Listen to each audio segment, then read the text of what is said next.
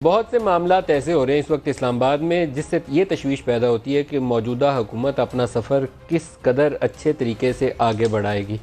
और उसमें supreme court और इस्लामाबाद हाई कोर्ट और इलेक्शन कमीशन के दरमियान जो केसों की एक रेस लगी हुई है, उससे बाज़ औक़ात ये खदशात भी पैदा होते हैं कि निज़ाम आगे बढ़ना है या यहाँ पर ब्रेक लगनी है। एक लंबी लिस्ट है, हमारे रिपोर्टर हैं उस्मान, अभी उन्होंने मुझे कंपाइल करके दी। 26 नवंबर को ताज़ा तरीन पहले अपडेट ये दे दूँ कि प्राइम मिनिस्टर ने एक तकरीर की थी जिसमें उन्होंने कहा कि मैं दरख्वास्त करता हूँ chief justice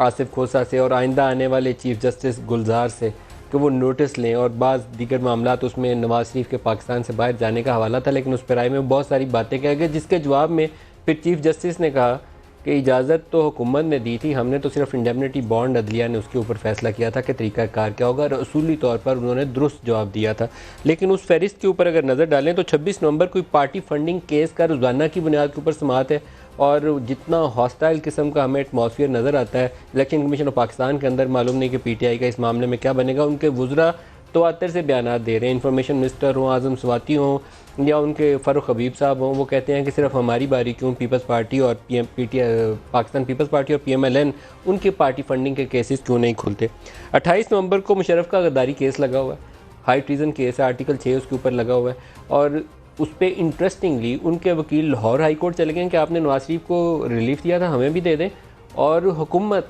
federal government, Imran Khan की हुकूमत, वो चली गई इस्लामाबाद हाई कोर्ट में कि इसके जितने अबैटर्स थे उनको भी साथ देखें, अभी जो रिजर्व डिसीजन है वो ना सुनाएं। ये उनके माजी में दिए गए बयानात के बिल्कुल बरक्स है, जिसमें वो तनकीद करते थे अपोजिशन पार्टीज़ के ऊपर, नवाज शरीफ और जरदारी के ऊपर, तो उन्होंने गार्ड ऑफ ऑनर देकर मुशर्रफ को यहाँ से जाने दिया। खुद उनकी interior ministry Islamabad high court में चली गई। ये मालूम नहीं है कि ये वो ट्रस्ट डेफिसिट को ब्रिज करने की कोशिश है या कोई नई स्ट्रेटजी है, खुद इमरान खान ही वज़ाहत कर सकते हैं। 5 दिसंबर आर्मी चीफ़ की मुद्दत मुलाजमत 29 नवंबर को कंप्लीट होनी है, लेकिन अभी ताज़ा तरीन ये है कि हुकूमत ने कह दिया कि हमने नोटिफाई जो 14 तारीख को 2 माह पहले साइन किया गया था अगस्त के महीने में, वो दोबारा उसकी रीइंफॉर्मेशन कर दी कि हमने इसको जारी कर दिया। 5 दिसंबर को चीफ इलेक्शन कमिश्नर की मुद्दत भी ख़त्म हो रही है, और 5 दिसंबर को इमरान खान के ऊपर दहशत गर्दी का एक वो केस है, टेररिज्म वाला केस बना हुआ है, उसका फ़ैसला भी आना है, और बहुत से आगे लंबी केसों की फहरिस्त है दिसंबर के महीने में। ये सफ़र कैसे आगे चलेगा खुदा ही बेहतर जानता है। एक चैलेंज जो है पाकिस्तान तहरीक इंसाफ के लिए वो इक़्तिसादी सूरत हाल है, और अगर उन्होंने अपनी इकॉनमी के मामलात अगले 3-4 माह में बेहतर कर लिए तो बहुत ज़्यादा गुंजाइश है उनके लिए अपना सफ़र बहुत कामयाबी से आगे बढ़ाने की। और जिस तरीके से पहले 6 माह में PTI की इकनॉमिक टीम ने मिस मैनेज किया सूरत हाल को, जिससे आज ये हालात हैं। जो चैलेंजेस इमरान खान के पोलिटिकल हैं, ज़्यादातर इकनॉमिक मिस मैनेजमेंट की वजह से उनको दरपेश है।